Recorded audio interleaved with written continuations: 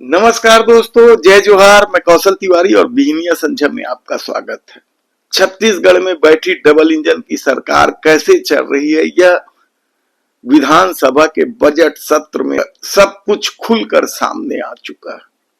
कैसे मंत्री जवाब देने से बचते रहे, कैसे अधिकारियों को बचाते रहे, कैसे भ्रष्टाचार का खेल चल रहा है, कैसे स्कूलों को बर्बाद करने का खेल चल रहा है, कैसे नियमित कर्मचारियों की नियुक्ति नहीं हो रही है और किस तरीके से हर विभाग भ्रष्टाचार की चपेट में है या हर विभाग को भ्रष्टाचार का दीमक चट करने को तैयार है। आम आदमी के हितों को लेकर बनी सरकार किस तरीके से आम लोगों के हितों पर ही कुठाराघात कर रही है, सब कुछ आईने की तरह साफ है। लेकिन आज हम बात कर रहे हैं इस विधानसभा में परसेप्शन के आधार पर जो सुगबुगाहट हो रही है, सुनाई दे रही है, मुख्यमंत्री बंगले से बाहर निकल रही है, यह फुसफुसाहट कि जल्द ही मंत्रिमंडल में फेरबदल होने वाला है।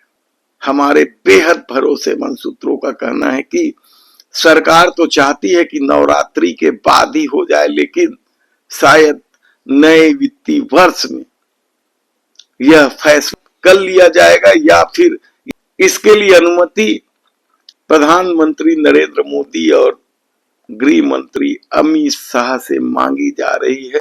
नितिन नवीन के माध्यम से नवनिर्वाचित भारतीय जनता पार्टी के अध्यक्ष हैं और वे छत्तीसगढ़ के प्रभारी भी रहे हैं और उस नाते कहा जाता है कि ओपी चौधरी और विष्णुदेव साय से उनके मधुर संबंध है और इन संबंधों के आधार पर ही मंत्रिमंडल के फेरबदल की इजाजत मांगी जा रही है। दरअसल छत्तीसगढ़ में मंत्रिमंडल में फेरबदल की सुगबुगाहट तो तभी शुरू हुई थी जब इसके विस्तार को लेकर चर्चा होने लगी थी।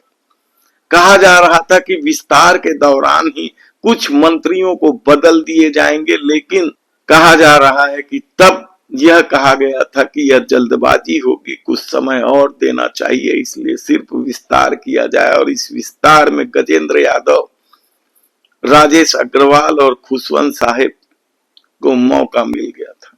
लेकिन कहा जा रहा है कि मुख्यमंत्री के तमाम चेतावनी के बाद भी कई मंत्री अपना खेल बंद करने को तैयार नहीं है, वे अपनी तिजोरी भरने में लगे हुए हैं। और यह पूरा मामला खुलकर विधानसभा के बजट सत्र में सामने भी आने लगा। शिकायतें तो कई मंत्री हैं जिनकी शिकायतें तो संघ के अनुसांगिक संगठनों ने भी की है, जिसमें राम विचार नेताम का नाम सबसे ऊपर है। उनके खिलाफ तो विश्व हिंदू परिषद की नागपुर शाखा ने भी शिकायत की थी और कहा जा रहा है कि उन पर कई तरह के गंभीर आरोप है, उनसे कृषि मंत्रालय संभल नहीं रहा है, शायद ठेके में दे दिए हैं, इस तरह की भी चर्चा है।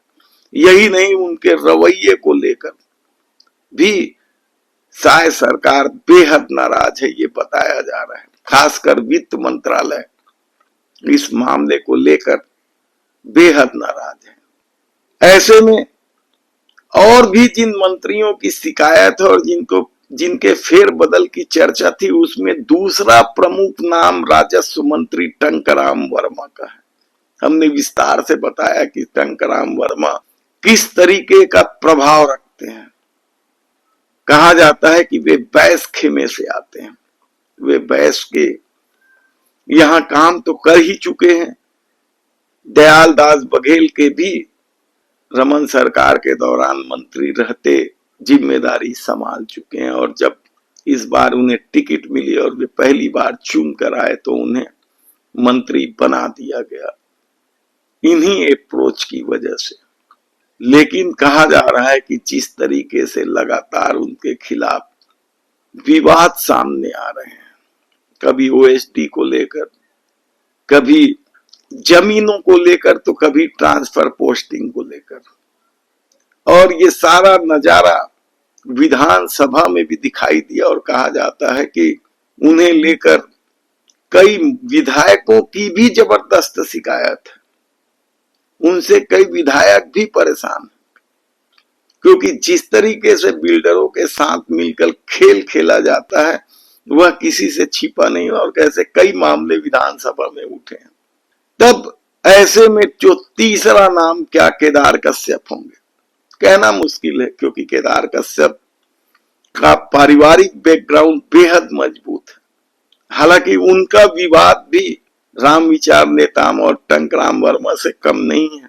ओएसडी को लेकर तो विवाद हुए ही, वन विभाग में भ्रष्ट अफसरों को संरक्षण दिए जाने को लेकर भी वे सबसे ज्यादा विवादों में। तब मंत्रिमंडल के संभावित फेरबदल में उनका नाम रहेगा, ये देखने की बात होगी। लेकिन कहा जाता है कि ओपी चौधरी भी केदार कश्यप से बेहद नाराज है। तब ऐसे में जो चौथा नाम है वह लक्ष्मी राजवाड़े का नाम है।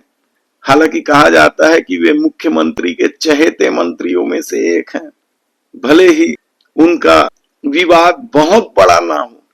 एक देवर वाला मामला है, दूसरा आंगनबाड़ी में सप्लाई का मामला। कहा तो यहां तक भी जाता है कि उनके नाम के आड़ पर सीएम बंगले से ही खेल होता है, बदनाम लक्ष्मी राजवाड़े होती है। इसलिए विवादों में होने के बावजूद मंत्रिमंडल के फेरबदल में उनका नाम होगा, कहना मुश्किल है। हालांकि इस पर कई लोगों के दांव लगे हुए हैं। कई महिला विधायक हैं भारतीय जनता पार्टी में जो चाहते हैं कि लक्ष्मी राजवाड़े को हटाकर उन्हें मौका दिया जाए। ऐसे में श्याम बिहारी जायसवाल भी तो विवादों में आ चुके हैं।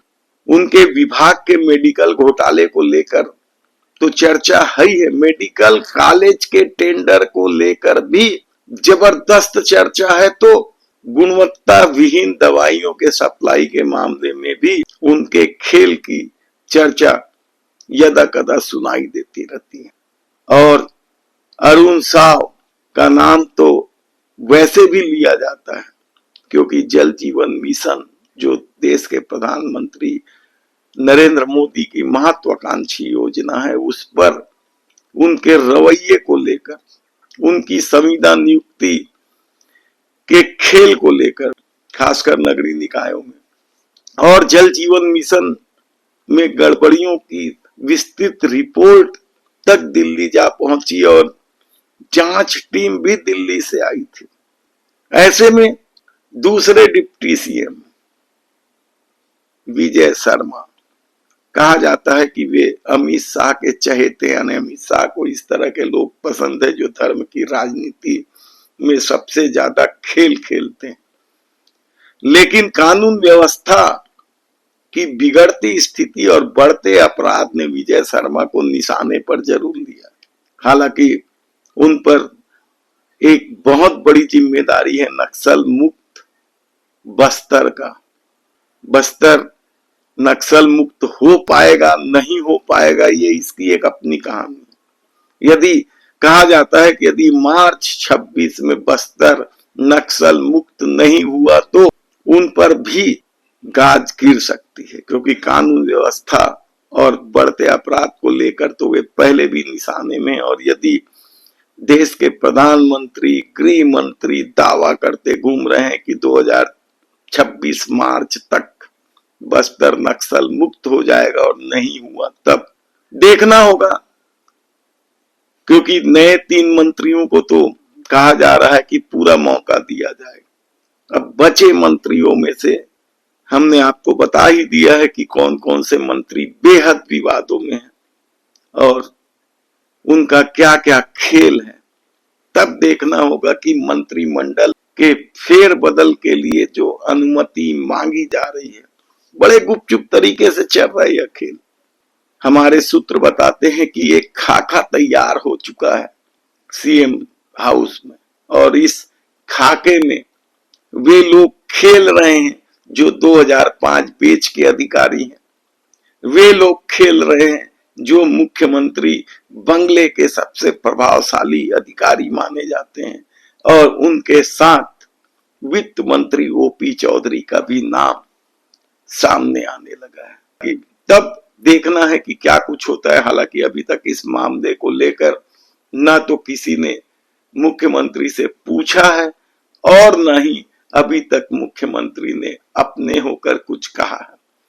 तब यदि फुसफुसाहट चल रही है तो यकीन मानिए कि भीतर खाने से कुछ न कुछ होने वाला है बहुत जल्द। यदि आपने हमारे चैनल को सब्सक्राइब नहीं किया है तो प्लीज सब्सक्राइब कर लीजिए, बेल आइकन का बटन दबा दीजिए। धन्यवाद।